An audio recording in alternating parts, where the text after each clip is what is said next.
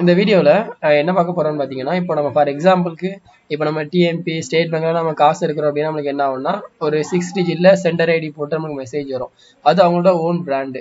இப்போ ஃபார் எக்ஸாம்பிளுக்கு நீங்கள் ஒரு மொபைல் ஆப் பண்ண போகிறீங்க அப்படின்னா, ஃபார் எக்ஸாம்பிள் ஃப்ளிப்கார்ட் இருக்குது, அமேசான் இருக்குது, அங்கே எல்லாமே நம்ம வந்து ஒரு அக்கௌண்ட் கிரியேட் பண்ணுறோம் அப்படின்னா அவங்களோட சென்டர் ஐடியிலேருந்து நம்மளுக்கு என்ன வரும், ஒரு மெசேஜ் மாதிரி வரும். அதுதான் அவங்களோட பிஸ்னஸ் ரிஜிஸ்ட்ரேஷன். முன்னாடிலாம் எப்படி இருக்குன்னு பார்த்தீங்கன்னா ஓடிபிலெஸ் இந்த மாதிரி நிறைய கம்பெனிஸ் இருக்காங்க. இவங்களாம் என்ன பண்ணிட்டு இருந்தாங்கன்னா இவங்களோட பிராண்டு பேரில் வந்து என்ன பண்ணிக்கலாம்.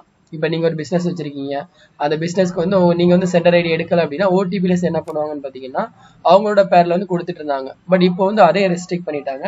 நீங்கள் ஒரு மெசேஜ் வந்து ஒரு ஓடிபி அனுப்புகிறோம் அப்படின்னா அது வந்து கண்டிப்பாக நீங்கள் வந்து என்ன பண்ணியிருக்கணும், ரிஜிஸ்ட்ரேஷன் வந்து கண்டிப்பாக பண்ணியிருக்கணும். டிஎல்டிங்கிறது என்னென்னு பார்த்தீங்கன்னா நம்ம ஒரு சர்வீஸ் ப்ரொவைடர் யார்கிட்டன்னா இப்போ டெலிகாம் ப்ரொவைடர் இருக்காங்க, ஜியோ இருக்காங்க, ஏர்டெல் இருக்காங்க, வோடஃபோன் இருக்காங்க. அவங்க கிட்ட வந்து நம்ம எவ்வளவு கொடுக்கணும்னு பார்த்தீங்கன்னா 5900 ரூபா கொடுத்து நம்ம பிஸ்னஸ் ஐடியா வந்து நம்ம ரிஜிஸ்டர் பண்ணணும். அந்த ஸ்டெப்ஸ் எல்லாம் உங்களுக்கு இதிலே போட்டிருப்பாங்க, டிஎட் ரிஜிஸ்ட்ரேஷன் ரெக்யூர் அப்படின்னு. இப்போ சப்போஸ் நம்ம இன்னும் சம் ஆஃப் த கம்பெனிஸ் என்ன பண்ணுறாங்கன்னு பார்த்தீங்கன்னா டிஎல்டி இல்லாமல் ஓடிபி கொடுத்துட்டு இருக்காங்க. ஃபார் எக்ஸாம்பிளுக்கு வந்து ஃபயர் பேஸே இருக்குது. பட் வந்து நம்ம டிஎல்டி வச்சு பண்ணும்போது நம்மளுக்கு என்ன ஆகும்னு பார்த்தீங்கன்னா காஸ்ட் வந்து ரொம்ப கம்மியாக இருக்கும். இப்போ இதெல்லாம் பார்த்தீங்கன்னா ஒரு மெசேஜுக்கு 25 பைசா தான் போகும் நம்ம ரெஜிஸ்ட்ரேஷன் பண்ணி பண்ணுறோம் அப்படின்னா. நம்ம ரெஜிஸ்ட்ரேஷன் பண்ணி பண்ணும்போது நமக்கு என்ன ஆகும்னு பார்த்தீங்கன்னா நம்மளோட பிராண்ட் நேம் அதில் வந்துடும். ஃபர்ஸ்ட் வந்து நம்ம என்ன பண்ணணும்னு பார்த்தீங்கன்னா டிஎல்டி ரெஜிஸ்ட்ரேஷன் பண்ணுறதுக்கு வந்து இப்போ இது நம்மளோட ஒரு கிளைண்ட் தான். அந்த கிளைண்ட்டுக்கு வந்து கவர்மெண்டோட ஃபீஸ் வந்து 5900 ப்ளஸ் ஜிஎஸ்டி வரும். உங்களுக்கு வந்து அரௌண்ட் ஒரு 6000 ரூபா கிட்ட வந்துடும், 6000 சம்திங் வந்துடும். அது வந்து இப்போ நீங்கள் ஜியோவில் பண்ணுறீங்க அப்படின்னா உங்களுக்கு வந்து ஜிஎஸ்டி தேவையில்லை, எம்எஸ்எம்இ வச்சு நீங்கள் பண்ணிடலாம். இதுவே நீங்கள் ஏர்டெல்லில் தான் உங்களுக்கு வந்து ஜிஎஸ்டி தேவை கிடையாது, எம்எஸ்எம்இ வச்சு பண்ணிடலாம். பட் வந்து ஜியோவில் பண்ணுறதுக்கு வந்து உங்களுக்கு கண்டிப்பாக ஜிஎஸ்டி தேவை. ஜியோ நான் வந்து ஏர்டெல்லும் ட்ரை பண்ணியிருக்கேன், ஜியோ ட்ரை பண்ணியிருக்கேன். பட் ஜியோ வந்து என்ன பொறுத்தவரைக்கும் கொஞ்சம் பெட்டர் மாதிரி நான் ஃபீல் பண்ணுறேன். யூஏ அப்புறம் வந்து ரெஸ்பான்ஸ் எல்லாமே சப்போர்ட் எல்லாமே வந்து ஜியோ நல்லாயிருக்கு ஏர்டெல் கூட கம்பேர் பண்ணும்போது. ஏர்டெல் சைட் வந்து நிறைய டைம் வந்து ஓப்பனே ஆகாது, அந்த மாதிரி இஷ்யூ வருது.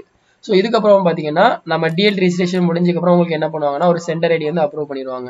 அந்த சென்டர் ஐடி எப்படி இருக்குன்னு பார்த்தீங்கன்னா இந்த இடத்துல இதுதான் அந்த சென்டர் ஐடி. இப்போ வந்து இந்த இடத்துல இதுதான் அந்த சென்டர் ஐடி சிஆர். அவங்களோட பிஸ்னஸ் வந்து க்ரௌன் 9. அப்போ வந்து என்ன பண்ணிருக்காங்க CRWMIX வந்து 9 போட்டிருக்காங்க. ஸோ இது வந்து இது நம்ம ஒன்ஸ் கொடுத்துட்டோம் அப்படின்னா நமக்கு என்ன ஆகும்னு பார்த்தீங்கன்னா நம்மளுக்கு அப்ரூவ் ஆயிரும். ஸோ அப்ரூவ் ஆனதுக்கு அப்புறமா இதுதான் use approved centre ID. Jio approve பண்ணதுக்கப்புறம் நம்ம இதை வந்து இங்கே அப்ளை பண்ணணும். அப்புறம் கண்டென்ட் டெம்ப்ளேட்னா என்ன அர்த்தம்னு பார்த்தீங்கன்னா இப்போ நம்ம காசு எடுக்கிறோம் அப்படின்னா யுவர் பெண்டிங் அமௌண்ட் மட்டும் லெட்டர் எல்லாமே எழுதியிருப்பாங்க, அது வந்து டெம்ப்ளேட்டு. யுவர் ஓடிபின்னு போட்டிருப்பாங்க, அது எல்லாமே டெம்ப்ளேட் தான். ஸோ அதையும் நம்ம என்ன பண்ணணும், அப்ரூவல் வாங்கணும். வாங்கிட்டு வந்து நம்ம என்ன பண்ணிக்கலாம், இது பண்ணிக்கலாம். ஸோ அதுக்கப்புறம் வந்து நம்ம என்ன பண்ணிக்கலாம், இதை வந்து ஒன்ஸ் நீங்கள் 5900 ரூபா கொடுத்து அப்ரூவல் எடுத்துறீங்க அப்படின்னா அதுக்கப்புறம் நம்ம என்ன பண்ணுற மாதிரி இருக்கும், ஃபாஸ்ட் எஸ்எம்எஸ் கூட வந்து இன்டெகிரேட் பண்ணுற மாதிரி இருக்கும். ஃபாஸ்ட் எஸ்எம்எஸ் மாதிரி நிறைய ப்ரொவைடர்ஸ் இருக்காங்க, பட் ஃபாஸ்ட் எஸ்எம்எஸ் வந்து ஒன் ஆஃப் த பெஸ்ட். இதில் வந்து பார்த்தீங்கன்னா அவங்களே ஒரு நாம்ஸ் கொடுத்துருப்பாங்க. என்ன நாம்ஸ்னா நீங்கள் வந்து 100 ரூபாயிலிருந்து 4000 ரூபாய்க்குள்ள ரீசார்ஜ் பண்ணுறீங்க அப்படின்னா உங்களுக்கு ஒரு மெசேஜ் வந்து 25 பைசா போகும். உங்களுக்கு எந்த ஒரு வேலிடிட்டியும் கிடையாது. நீங்கள் அன்லிமிட்டட் மீன்ஸ் நீங்கள் எத்தனை வருஷம்லாம் யூஸ் பண்ணிக்கலாம். சப்போஸ் இது உங்களுக்கு ஒரு மெசேஜுக்கு 11 பைசா தான் போகணும்னு நினச்சிங்க அப்படின்னா நீங்கள் அதை வந்து அந்த 2 வருஷத்துக்குள்ள என்ன பண்ணணும், நீங்கள் வந்து அதை கம்ப்ளீட் பண்ணணும். 2 வருஷத்துக்கு அப்புறம் உங்கள்கிட்ட வந்து ஏதாவது காசு பேலன்ஸ் இதில் இருக்குது அப்படின்னா அந்த பேலன்ஸ் வந்து உங்களுக்கு வேஸ்ட் ஆயிரும். அதெல்லாம் மேக்ஸிமம் வந்து எல்லாருமே இந்த பிளான் தான் எடுத்துகிட்டு இருக்காங்க, 25 பைசா பிளான் தான். அதில் வந்து நீங்கள் பண்ண வேண்டிய ஸ்டெப்ஸ் ரொம்ப சிம்பிள் தான். ஜிஎஸ்டி ப்ளஸ் கரண்ட் அக்கௌண்ட் இருந்து கரண்ட் அக்கௌண்ட்லாம் இல்லை கேட்க மாட்டாங்க, ஐ திங்க். சாரி, கேட்கல. நான் பார்த்தீங்கன்னா வந்து 2 பேருக்குமே வந்து நான் ரிஜிஸ்ட்ரேஷன் பண்ணலை.